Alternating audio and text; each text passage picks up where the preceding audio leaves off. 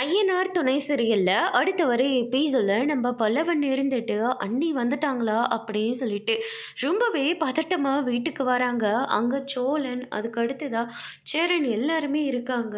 அதுக்கு அடுத்ததா பல்லவன் கிட்ட என்னடா ஆச்சு, ஏன்டா இவ்வளவு பதட்டமா இருக்கு, நிலா வர இன்னும் டைம் இருக்கு அப்படின்ற மாதிரி சொல்றாங்க. அப்படின்னா நான் பஸ் ஸ்டாண்டுக்கு போறேன் அப்படின்னு சொல்லிட்டு பல்லவன் வந்து கிளம்பவும் சேரன் இருந்துட்டு என்னாச்சு அப்படின்னு சொல்லிட்டு கேட்குறாங்க. அந்த வானத்தையோட அண்ணா வந்து இல்லைன்னு காலையில் என்னெல்லாம் பேச்சு பேசினாங்கன்னு தெரியுமா அப்படின்னு சொல்லிட்டு நடந்த எல்லா விஷயத்தையுமே வந்து சொல்கிறாங்க.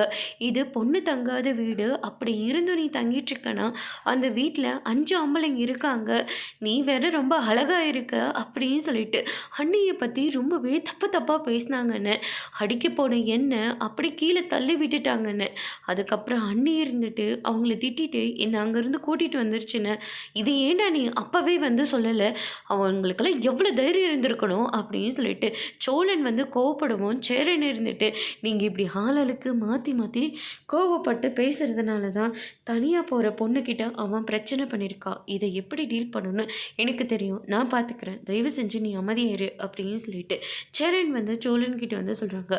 ஆனால் இது எல்லாத்தையும் கேட்ட நடேசன் இருந்துட்டு அந்த பொண்ணு இந்த வீட்டுக்காக ஒவ்வொரு விஷயமும் பண்ணிகிட்ருக்கு, ஆனால் அந்த பொண்ணுக்கு இவ்வளோ பெரிய கஷ்டமா அப்படின்னு சொல்லிட்டு நேராக அந்த பையனை தேடிட்டு போகிறாங்க. உனக்கெல்லாம் எவ்வளோ தைரியம் இருக்கணும், என் வீட்டு மருமகளை நீ தப்பாக பேசுகிறியா அப்படின்னு சொல்லிட்டு ஓங்கி பலார்னு ஒன்று விட்டுறாங்க. அதோட இன்னைக்கான பிரம்ம முடிச்சிருக்காங்க.